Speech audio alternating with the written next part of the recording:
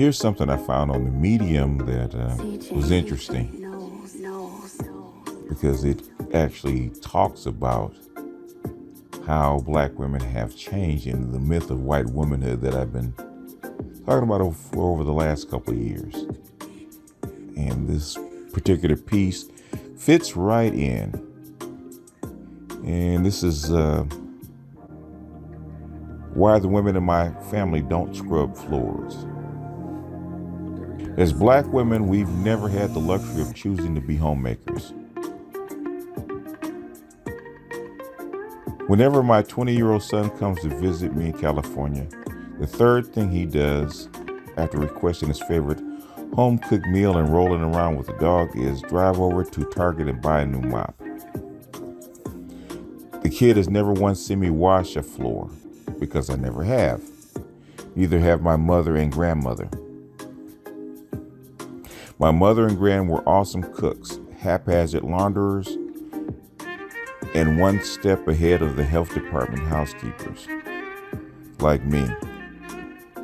But their vigilance about making us kids wipe our feet or remove our shoes before we entered the house wasn't about cleanliness, it was about race and gender. When my mother graduated from high school in 1955, it was Gran's fervent wish that she find a job where she could sit on her ass all day. She didn't want her daughter stuck in a factory on her feet for hours, sweating out the summers and freezing through the winters, tolerating white men's wandering hands and white women's racist jokes. And factory jobs were plum. Gran's older sisters were all maids, nannies, and washerwomen for affluent white ladies on the west side of town. I remember my Aunt Beulah, who, well into her 60s, standing outside in the snow waiting for the bus to take her to her day work. I remember my Aunt Laverne coming home in tears about something I didn't understand. The mister being mannish and being warned not to tell the uncles. No, Gran wouldn't have that for her daughter. It was bad enough to put up with the constant racial and sexual indignities, but actually having to wash their dirty dishes or clean their toilets, in her mind, scrubbing the floor was the worst of these chores. It exemplified degradation and subservience as a black person and a woman. Getting down on your hands and knees was the line that would not be crossed.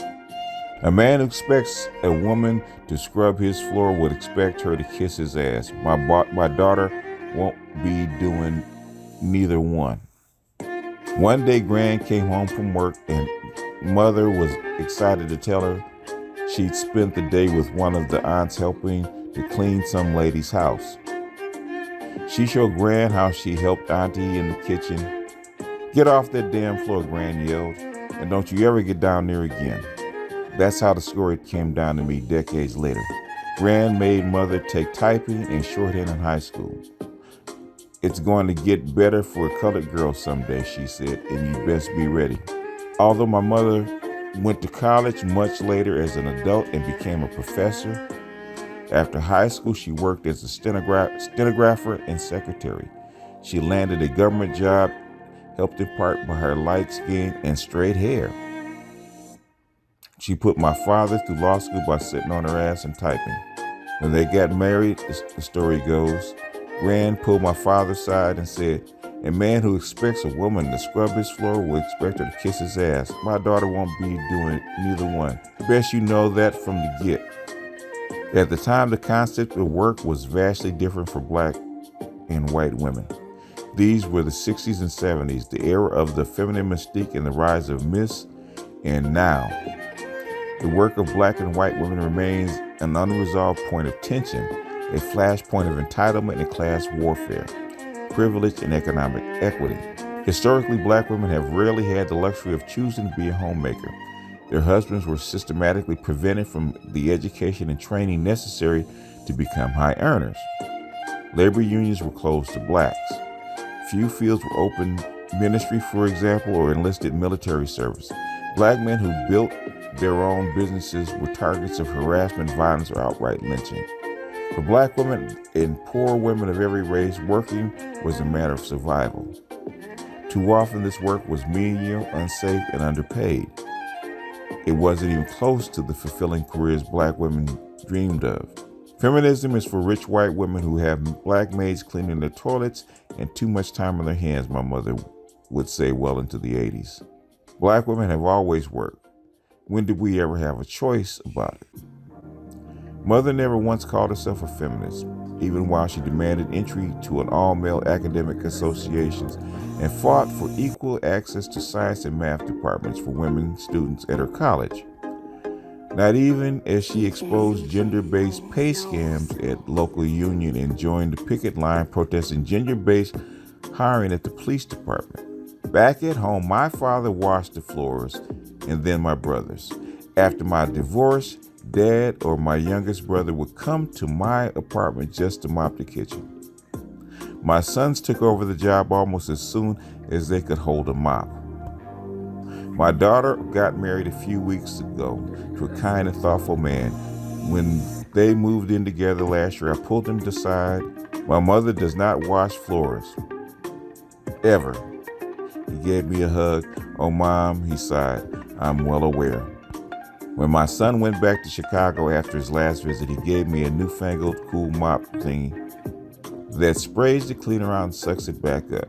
You know, Mom, it's not 1955. You don't have to get down on your knees to wash the floor. You don't even have to get your hands wet. I shrugged. I don't wash floors, and neither will his future daughters. That is the way it is in matriarchy.